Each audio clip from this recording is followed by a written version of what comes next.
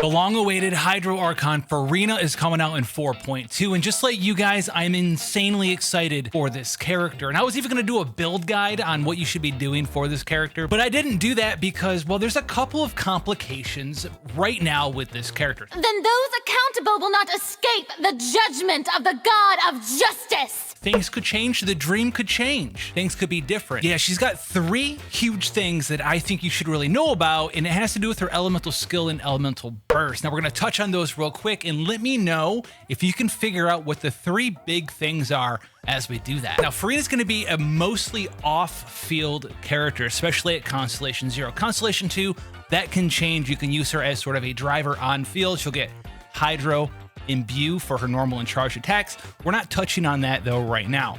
So she's gonna be mainly off field. Her E is gonna be kind of similar to Oz on Fischl. You summon it, it's gonna have a 30-second duration, 20-second cooldown, meaning it's up all of the time. That's awesome. That's fantastic.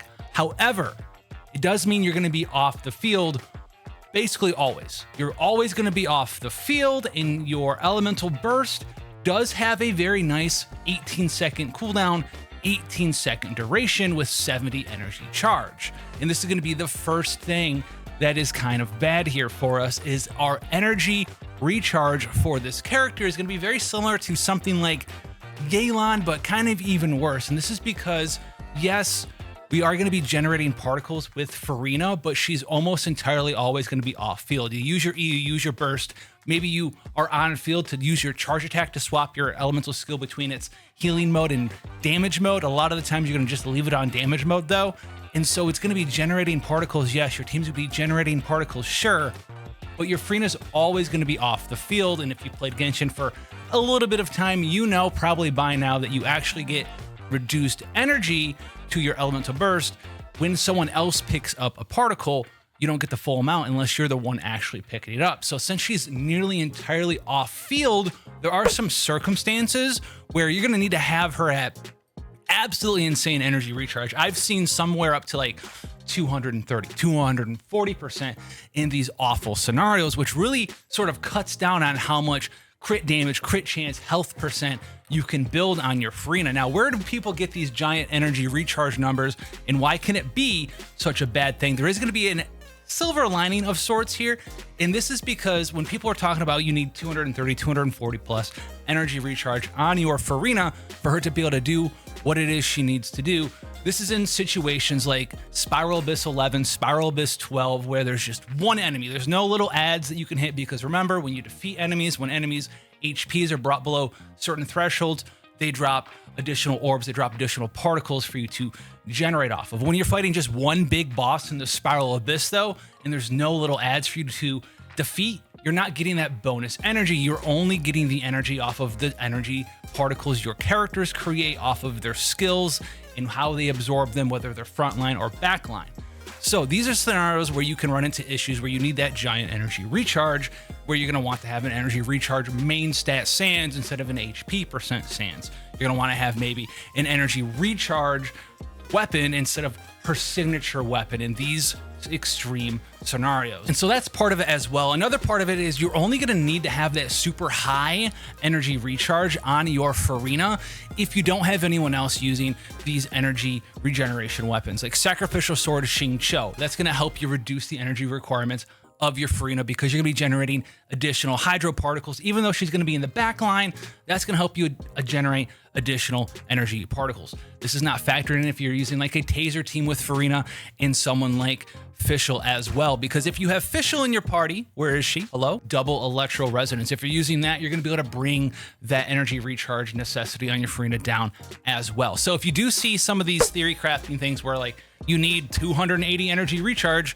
to fulfill her rotation, a lot of the times they're going out and looking for the worst case scenario, which is fine because some people care about single target floors, Abyss 11, Abyss 12, get there, do it as fast as possible. But for other players, if you guys are a little more casual, you don't care about missing an elemental burst every other rotation, which you might not, because that's going to be another downside, then it's not going to affect you as much. You'll be able to lower that energy recharge necessity on your Furina quite substantially, potentially depending on how competitive you are, at least with the state of the dream of her kit as it is right now. But let's revisit her elemental skill. Now in its damage form, it's going to do a couple of things. Not only does it do damage, but it's going to drain the HP of your entire party every time it does damage. So if you think about something like Dea, how people were like, oh, Dea just loses health too fast in the backline. Imagine Furina for 30 seconds, unless you swap it to heal mode, she is always going to be draining HP off of everybody until they hit 50%. Once they hit 50%, she won't drain their HP anymore, but you also won't get the damage bonus on her elemental skill, which can be a very big thing and kind of a way for you to min-max your team based around her. And this is going to do another thing here. So you're going to want to have some sort of AoE healer in your party as well. She does have an ascension to help out with this as well. If you have someone else in your party that overheals, it will also proc Furina to heal your party too. So if you have someone that jumps giant big heals on one person, think like Kuki Shinobu pulses, etc., and it overheals, then Furina can help facilitate healing that damage that she does. However, if you don't have a way to either massively overheal one person to force Furina to sort of heal with her Ascension passive, then you're going to have just giant damage on everybody. Bennett's not going to be very good for this as well because, well, he only heals up to 70%, right?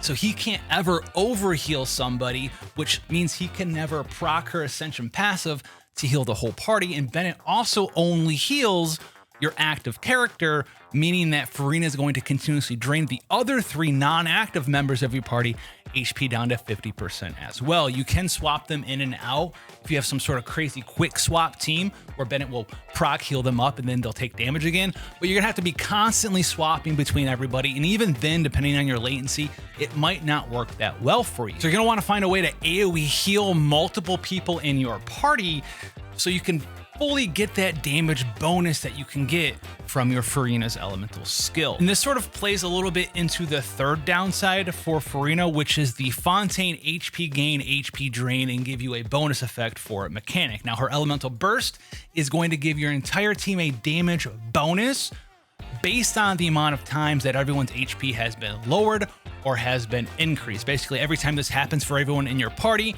you're gonna get a fanfare stack, and every fanfare stack is gonna give you a very small sub 1% damage bonus to everyone in your party. And we're talking about needing a lot of fanfare stacks to really maximize her passive. I think her passive stacks for fanfare cap at like 400 or something crazy over that 18-second cooldown, and it might sound like it's very similar to something like Depth Clarion Dice from Yelan, where it will stack up over time. The difference is that Yelan stacks automatically, whereas Furina's, you have to force it to stack. You have to lose HP or you have to gain HP, and you need to do it very, very, very quickly in order to get maximum stacks.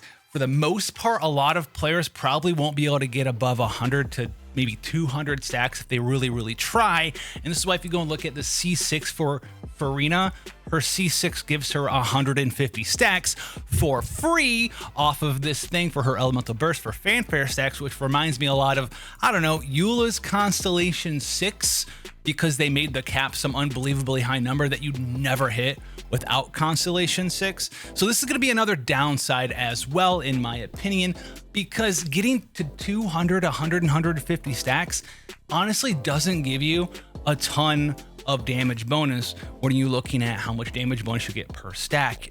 100 to 200 stacks, you're looking at like 10, 15% damage bonus once you hit max stacks. So unlike Yelan, who can hit very, very high damage bonus just by existing with Adept with ease, you're going to be able to hit maybe 10 to 15 at the end of your Furina burst. But there are some ways around that, and it's because, well, there are other characters in Genshin, and they're specifically Fontaine characters that also share this lose HP, gain HP mechanic. Anyone else who can do this is going to help Furina get these stacks up even faster. Use someone like Nivelette, who not only drains his HP with his super awesome Omega Kamehameha charge attack, but his gameplay style also provides those source water droplets, and then you absorb the source water droplets and those heal you too. So not only is your HP being reduced by Furina's elemental skill as well as Nivelette's charged attack, but it's also going to be getting healed back up by absorbing the source water droplets,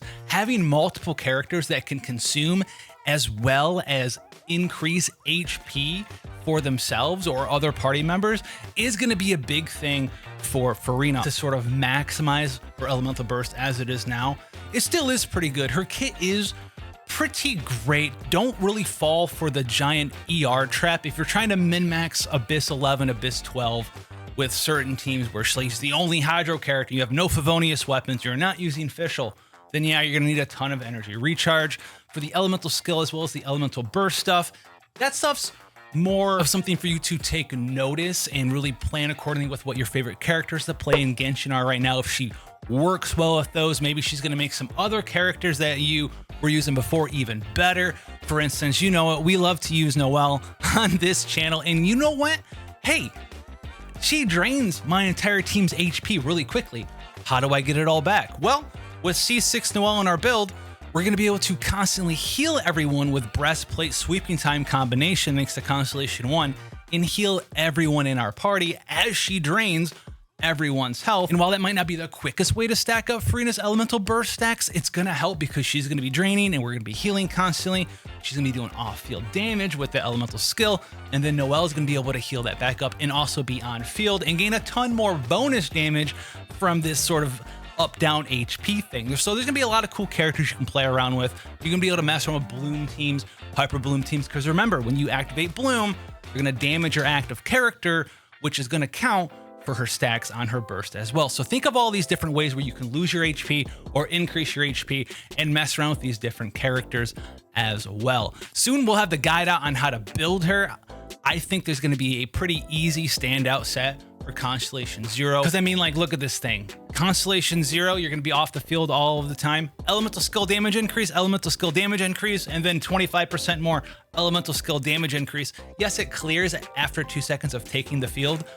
But guess what? You're going to be on the field just to use your skill, just to use your burst. You're going to leave again. Maybe you'll come back on the field shortly to just use your charge attack to swap forms between your DPS and heal form and then leave again. So you're going to almost always have full stacks of this, if not entirely full stacks. So you just swap right back off and then get that damage bonus up on your E once again. So you're gonna have like 98, 97% uptime. Maybe if you're like really good with a good internet connection, 100% uptime on the Golden Troop, and the vast majority of her damage is coming from her elemental skill. So this is gonna be a huge set for her. So did you catch those 3 things or not? If you didn't see the previous stuff where we go over her entire kit, check that video out. And then in the next couple days, maybe even tomorrow, we'll touch on how to build her artifact sets as well as stats and really sort of hit that ER breakpoint for you guys. It's a little messy, but we'll get it done. Until then, take care, and I'll see you in the next one.